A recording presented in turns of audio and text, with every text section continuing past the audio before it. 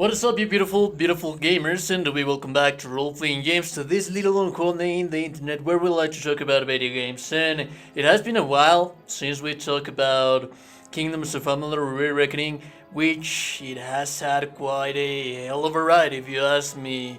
The game launch was not the best thing that you can expect from a game launch ever. The game was actually filled with a whole lot of bugs, is still struggling with bugs, is still struggling with performance issues. There's people out there that are claiming that they have game-breaking bugs that don't allow them to advance, to move forward in the game and have a merry experience with the game. But that's not what we're going to be talking about today. Well, kinda, in some part and little bits of the video we're gonna be talking about that because it's important. Because if we talk about a second entry, well, we'll get to that later in the video. For now, we're gonna stick to talking about the expansion details that I'm pretty amazed that no one out there has been covering this thing. This article has been out there for quite a while. We haven't had like anything interesting and juicy about the expansion, so today I got it for you. Let's talk about what we know about the expansion so far. Not so long after the game launch, PlayStation Blog posted an interview that Philip Brock, head of marketing at THQ Nordic, did to Reinhard Police, executive producer of Kingdoms of Amalur Re-Reckoning. At the very first part of the interview, we read Police saying that, quote, "I said a lot of games have strong emphasis on RPG elements, but we also love combat-focused games that have complex mechanics behind them. Most of all, we build our IP catalog based on fan favorites." This is something that I have already discussed in my Kingdoms of Amalur 2 video, where we did this discussion about how THQ Nordic handles their games, and they pretty much do a heavy monitoring on community and feedback and see what games are, how should I put it, this thing, worth to be saving.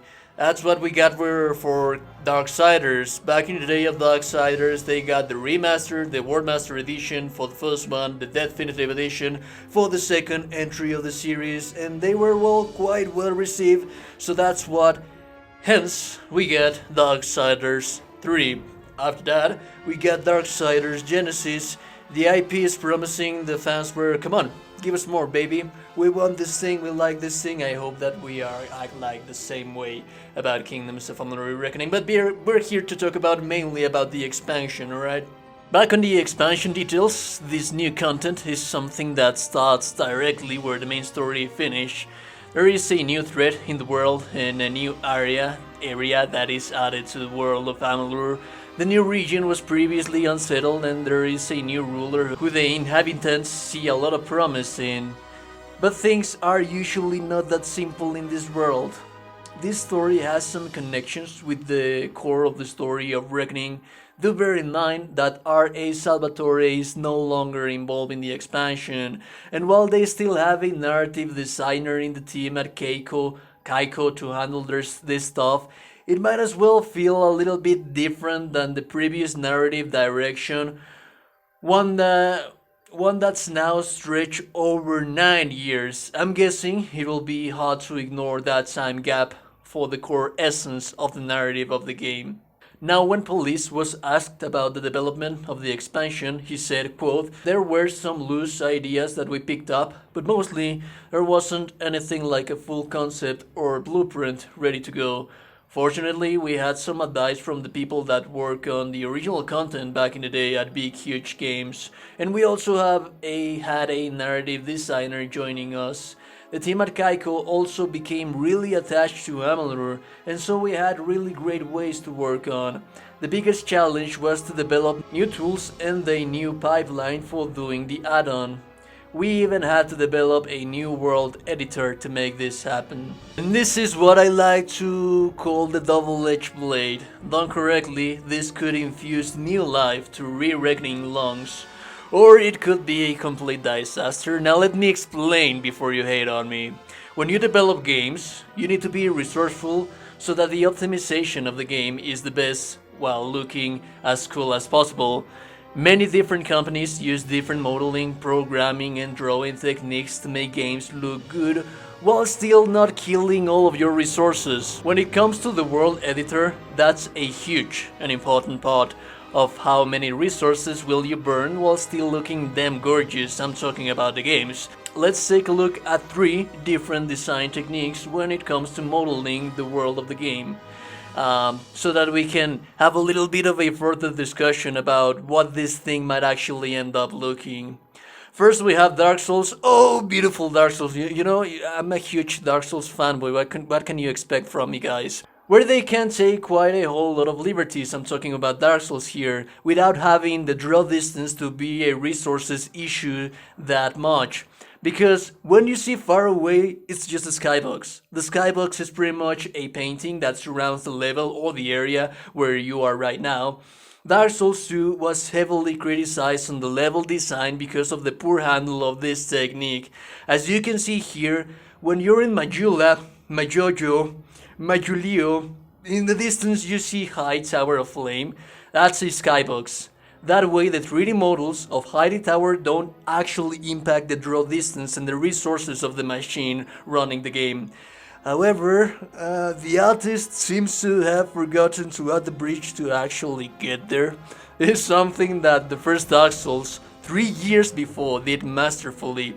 The drawing you see here perfectly resembles the structure you need to cross to get to the demon ruins. Looks beautiful, right? And it's just a painting resembling the actual 3D assets of the area. Really cunning and resourceful. Then we have one of the most basic ones, build the world using world editor palette. The fact that it's just a basic technique, it doesn't mean that it's bad. It can actually be done something cool with these things. Imagine you're drawing in paint. I'm using paint as an example. Bear with me here, please. You have different tools to make different effects. It's similar here. The main difference is that you have a flat surface that adds protuberances with different shapes and sizes depending on the tool you're using. These protuberances will be mountains, then texture, foliage, trees, 3D models are added to try to make it look as natural as possible. It really like never looks natural, but it's an easy way to develop, build a world, and not have a waste of resources on 3D models assets because you're downright straight just using the flat surface without consuming resources. Similar to what you see right here with Dragon Age Inquisition. And then you have one of my personal favorites, the one that Kingdoms of Amalur uses. The flat surface on the world builder tools is just that. It's a flat surface with uneven terrain so that it's not a flat surface. And then the mountains that you can see, the cities in the distance, those are the actual 3D models. When they are too far away, they're not yet fully rendered, and that's kind of hidden with foggy effect. That's why you're seeing this popping effect when I get closer to specific certain assets. Not everyone manages to make this thing look nice and organic, but it gives more chances to modelers to express themselves and handcraft a beautiful world. However, like I mentioned before, as you can see, some popping in the textures are noticeable. That's because the draw distance takes its toll in here. Having so many 3D models to render can take a hit on performance. Get to the point, James. What the hell are you trying to tell us? What I'm trying to tell you guys is that they are using new tools. They are developing new world editor. That doesn't mean that they are actually meddling and changing stuff on the engine on itself, but they are changing core things of stuff. Some engines, depending on how the modeling of the world is being made, have different tools. They are saying in here, they are implementing new tools to be able to build this world. The world from the DLC is going to be inherently different because all of this. How will they handle the performance of this DLC? I really do hope that they don't mess up that bad.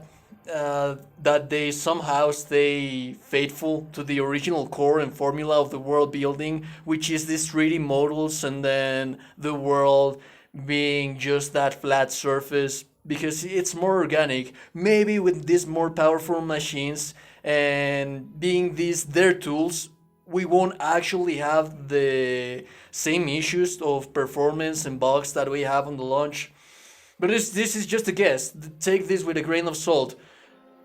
But it's like something that I can be pretty sure to tell you guys that it's going to be a thing. It's that it's going to change. The world is going to be different. And there are no, like, the original developers at big huge games, they are not involved in this project. At some extent they are like consulting. They say that in the article, in the interview with Reinhard Police, that if they ask these merry old beautiful people that developed Kingdoms of Amalur, they did well show cooperative and they were like giving advices.